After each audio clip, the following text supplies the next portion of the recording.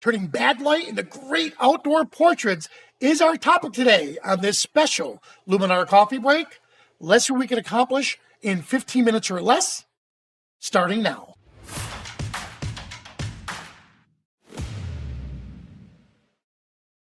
Hello, everyone. Welcome. Now, yes, I said it's a special Luminar Coffee Break because the person you saw in that title slide is my sister Maria.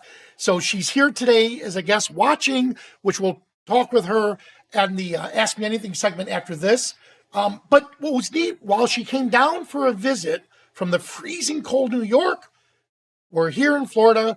I took her on a photo shoot of her and her love of her life, MJ, I call him. So let me show you what we did here. And this spawned this topic we're talking about is how do you photograph in harsh, horrible lighting conditions and still make the images look really good? Well, let's start from the beginning here. So I'm going to go up to, here we are on the beach day. Now, first off, we shot this in the afternoon. I didn't have an assistant with me. I didn't have a scrim or a reflector or a diffuser, anything to control the light. I didn't have it for a couple of reasons. One, it was short notice, and two, most importantly, I wanted to show people what can you do when you're in a situation like this. So here we are, and what I decided to do is this. I'm going to go back up here, and what I didn't capture, well, I kind of got it. It's a crowded beach. Well, what do you do when you have all these people around you? Oh, there we go. What do you do when you get all these people around you? Yeah, one of those were bad. Here we are. Look at this. You have all these people in the scene. So what do you do instead? Position the subject properly. Well, here we are. Look at this. There we are. Now by positioning them in such a way, or I knew I can crop that out, so that's not that big of a deal. But you don't want to make more work for yourself. That's number one. Number two, it's a Florida sun. And I know MJ, his eyes are very sensitive to the light. So to have them facing the sun would be beautiful because then you get this beautiful glow, but then they're going to be squinting. Then you're going to get highlights, specular highlights all over the place that you don't want. This is where you use the sun to your advantage. And most importantly, let's see if I have it. Yep, I do right here. Use the clouds as your way of diffusing that light. Because that's something, I don't have a diffuser. So yes, we waited. We waited for those clouds to come across that light and we shot it. Now, what do you do if it's a cloudless day? Well, that's where you go under closed shade, where you look up. You're in beautiful light, but you look up and you don't see the sky. That's closed shade. Open shade is when you're in that same beautiful light, but you look up and you can see the sky. That means a building or something is blocking the light. So learn to look at your scene. So what I'm going to do is this. I'm going to take one of my favorite shots of them. And actually, I put it right down in here. Boom, here we are. All right. So now that we got the shot, and this particular image right here is a good example because if you noticed earlier, when their heads were together, he was in shade. MJ was in shade because of my sister blocking the light. So move him a little bit closer to the camera, moved her back a little bit. Well, to make it look less awkward, give him a kiss. Do something, put your head on him. Now there's a reason why she's there. So now that we have this image here, let's just do a real quick edit to it. Now you have a choice. In fact, you know what? I'm going to bypass develop because I want to do it for the other image. But look, enhance AI. Look at this. We're going to improve color, detail, tone, and depth of an image. I am going to go back to develop for a little bit, increase the shadows just a touch.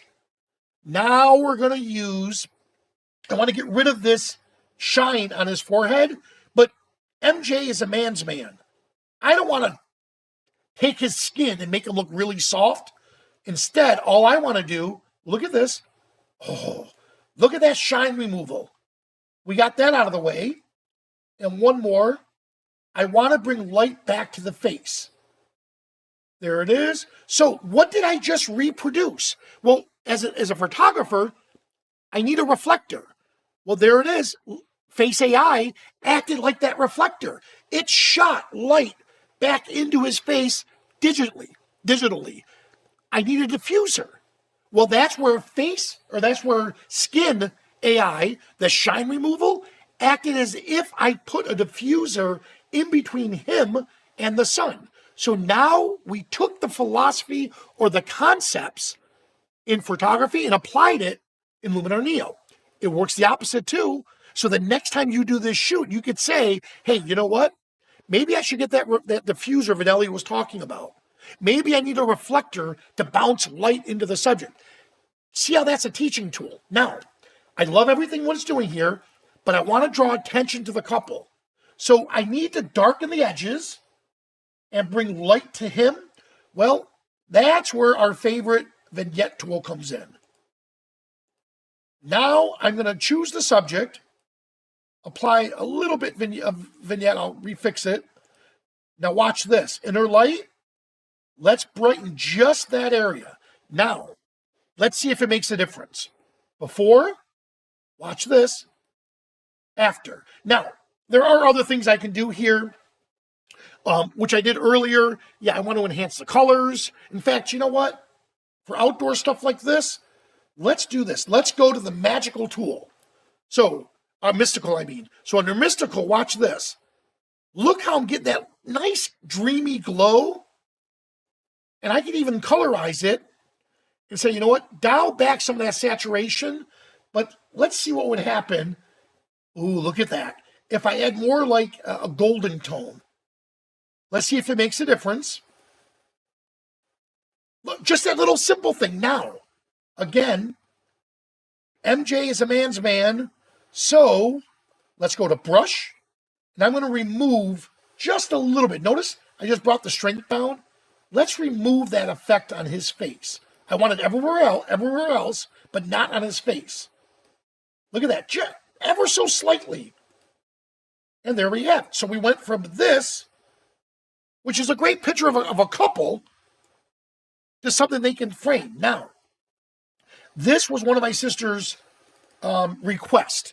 So she wanted, you know, the ocean, the scene. They're in Florida. What can we do here? Now, I could spend a lot of time framing it, cropping it, and that's the other thing I should have mentioned.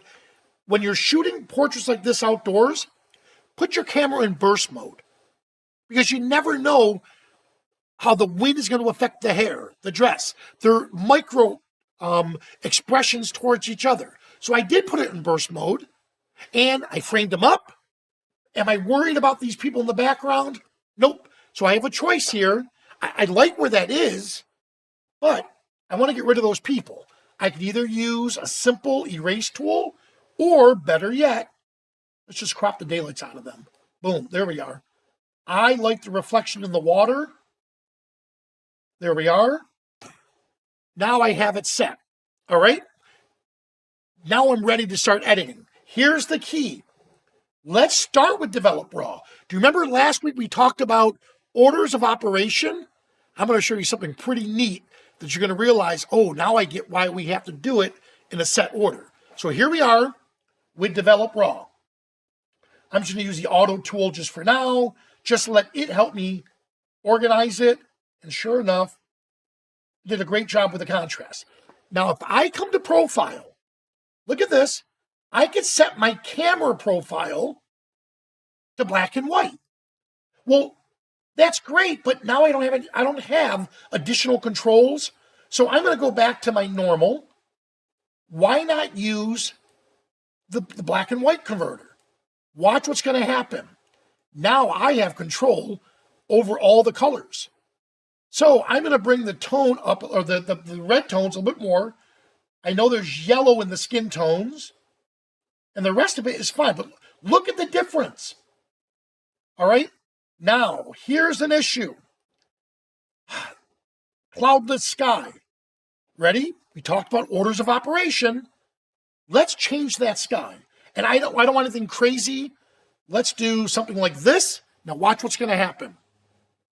when I did the black and white tool, and now I put a sky in, look, it's not the results I want. Actually, let me do this sky. See if that's a better one. So this is not the desired results that we want. Actually, I'm going to go back to that one. All right. So instead of starting over, let's go to edits, which is your history. And this black and white, let's reset it. Get rid of it. And now look at this. Now, there it is. That looks really good as a color image. Well, I know my sister. She loves options. So right click, create a virtual copy. So what I just created is preserved. Now we could do our artist interpretation. So I'm going to come in, and I want that black and white that we talked about. Convert it. Let's bring up some of the colors for MJ. There we go. Ooh, I like that. Let's do some structure, because of those clouds that we introduced, let's just give them a little structure. But I don't want look at this. I don't want the entire scene to have that. So let's come to Mask AI and let it do the hard work for me. I only want that structure on the sky. And okay, down here is not as bad because the sky's in there, but I don't want it there. So let's just erase it. I only wanted it in the sky. There we go. Ooh, look at that. From this to here, but let's take it a step further. And I am going to come in with the glow. And let's see what the Orton effect is going to do. Oh, a little too much. Let's go to soft focus. There we go. Now we're getting closer. And we still can do a little of the mystical. A little too much right about there. Now, look how it's drawn. Just ever so slightly is drawing attention to the process. Look at that. There we go. And we have it. Now, what do you see here? A beautiful couple, happy, walking on the beach. They got the ocean. This is a memory that they can have. So they have a choice.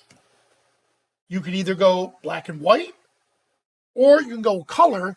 And it just took a simple step of creating that virtual copy, and then you start to experiment.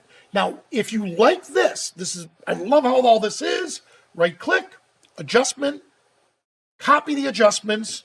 Now, if I go back to MJ and Maria on the beach, click. We'll click on these here, not that one. We'll click on this one, just for a goof. And then adjustment, paste. And I just realized something. My sister is here watching this show. Now she sees how fast it is.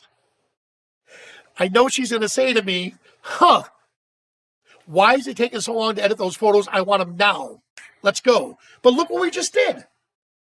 We just added that same treatment from one image, and I just edited what? 6 of them? 6 of them in less than a second?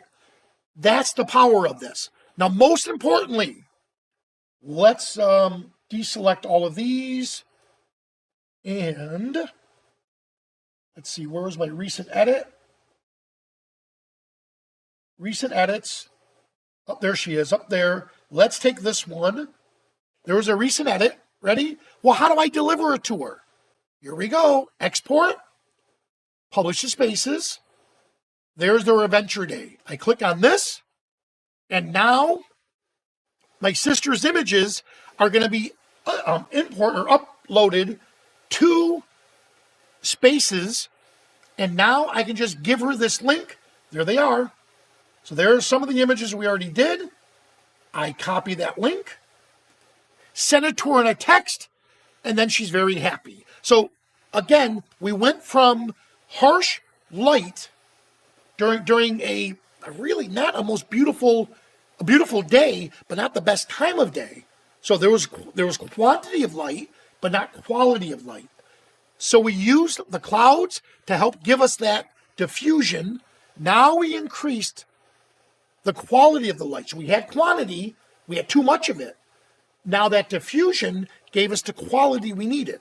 And then we positioned them properly. Once we got that position, now we use Luminar Neo to enhance the photos, not fix them. And you saw how quick that was. If we shoot it right, the editing part, we could use Luminar Neo. And then, of course, the final touch is a way to deliver a tour. And that's where spaces come in, the new feature that we just came up with. So I hope this was helpful for all of you. Now, please, if you join us on our Facebook group, you'll see that this weekend I'll be in New Jersey at T&F Camera teaching lighting and editing like this. I'll also be at the B&H event on the 25th.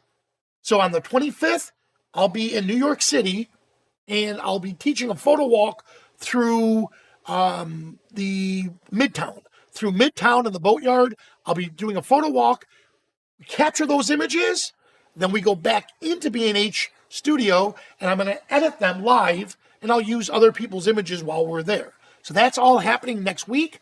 Please check it out on our YouTube. Please check it out on Facebook, and I'll come up with content or educational content based on that. All right?